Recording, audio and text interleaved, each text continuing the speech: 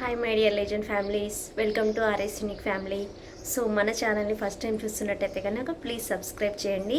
So maximum నేను మీకు అన్ని యూస్ఫుల్ టాపిక్సే నేను మీ ముందుకు తీసుకొస్తాను అండి.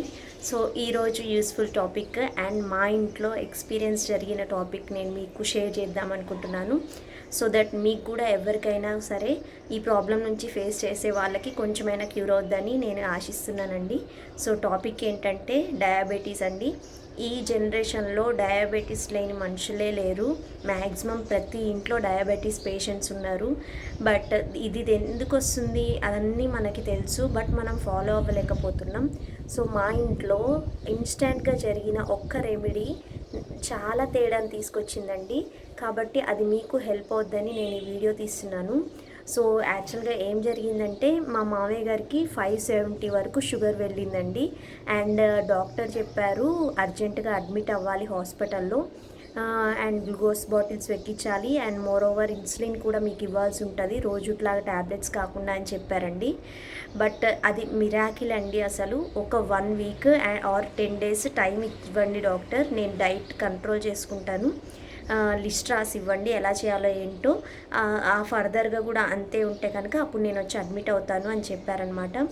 సో 10 daysలో 450 or 20 దగ్గరికి వచ్చేసిందండి షుగర్ లెవెల్. చాలా తగ్గింది. మేమందరం చాలా హ్యాపీగా ఫీల్ అయ్యామండి. కాబట్టి ఇదే సిచ్యువేషన్ మన ఇళ్ళల్లో కూడా అందరికీ ఉంటూనే ఉంది డయాబెటీస్ అనేది. కాబట్టి మీకు యూజ్ అవుద్దని చెప్తున్నానండి. అండ్ డైట్ ఏంటంటే చెప్పే ముందు ఫస్ట్ ఆఫ్ ఆల్ మనందరం తినేది ఇప్పుడు ఏంటో అండి, మామూలు వైట్ రైసే తింటున్నాం. బికాస్ అది టేస్ట్ బాగుంటుంది ముడి బియ్యంతో కంపేర్ చేస్తే. కాబట్టి నా సజెషన్ ఏంటంటే మేమైతే రీసెంట్గా ఒక 1 year నుంచి ముడి బియ్యమే ట్రై చేస్తున్నామండి. అంటే చిన్నపిల్లలు ఉన్నారు కాబట్టి ఇంట్లో బాగా పట్టు బియ్యం కాకుండా ఒంటి పట్టు బియ్యం అని దొరుకుద్ది మనకి.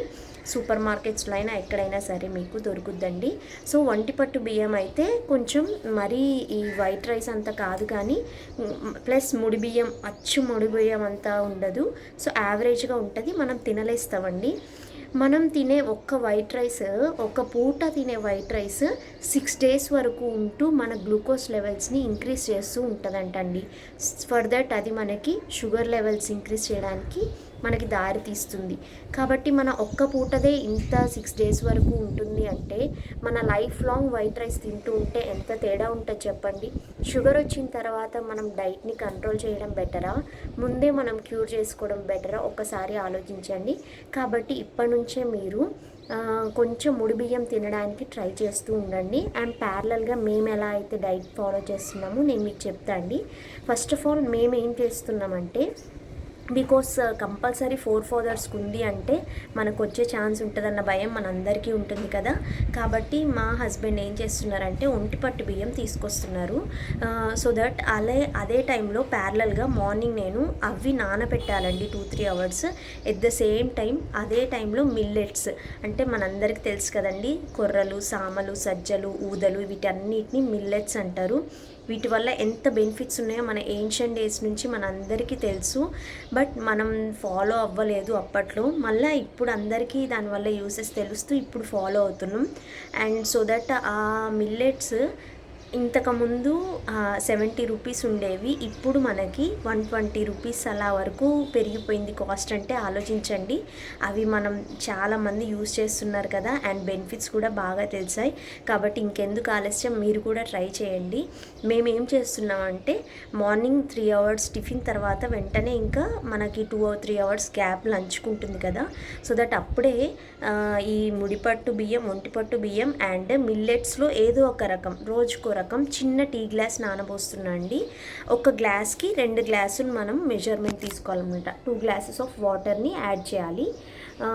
సేమ్, ఎందుకంటే మనం ఇప్పుడు ఫస్ట్ టైం కాబట్టి మనం తినలేం కాబట్టి అది మేము జస్ట్ చిన్నగా కర్డ్ రైస్లోకి అలవాటు చేసుకుంటున్నాం. చిన్నగా అదే మనం కర్రీ రైస్లో కూడా అలవాటు చేసుకుంటే ఇంకా మంచిది. బట్ తినలేరు కాబట్టి నేను మీకు చెప్తున్నా అండి. మేమైతే ఈ డైట్ ఫాలో అయ్యాం. అండ్ డయాబెటీస్ వల్ల మా మామయ్య గారికి తగ్గిందని చెప్పా కదండి. అది ఏం చేశారంటే మార్నింగ్ అండ్ ఈవినింగ్ వచ్చేసి దోశలే వాడారు.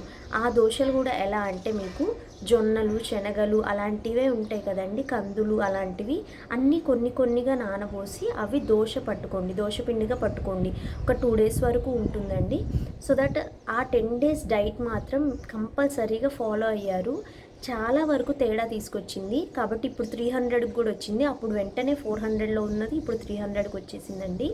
కాబట్టి ఏం చేశారంటే డైలీ కంపల్సరీగా మిల్లెట్స్లో చెప్పా కదండి, ఊదలు, సామలు, సజ్జలు, కొర్రలు, మినుములు అని ఇవన్నీ ఏం చేశారంటే రోజుకొక ఐటమ్ నానబెట్టేవాళ్ళు అత్తయ్య గారు. నానబెట్టి అవి కర్రీ రైస్లోనే తినేవాళ్ళు. Curry rice and curd rice, ఇంకా అసలు మామూలు బియ్యమే తినలేదండి, ఓన్లీ ఇవే తిన్నారు 10 days వరకు. అండ్ మార్నింగ్ నేను మీకు చెప్పా కదా జొన్నలు, శనగలు వాటన్నిటితోటి కాంబినేషన్గా అండ్ ఈ మిల్లెట్స్ కూడా కొన్ని యాడ్ చేయొచ్చు, అవి కొంచెం అలా దోశలాగా. మరీ 2 పూటలు ఇవే తినబుద్ధి కాదు కదా, సో దోశ ఇలా ప్రిపేర్ చేశారనమాట.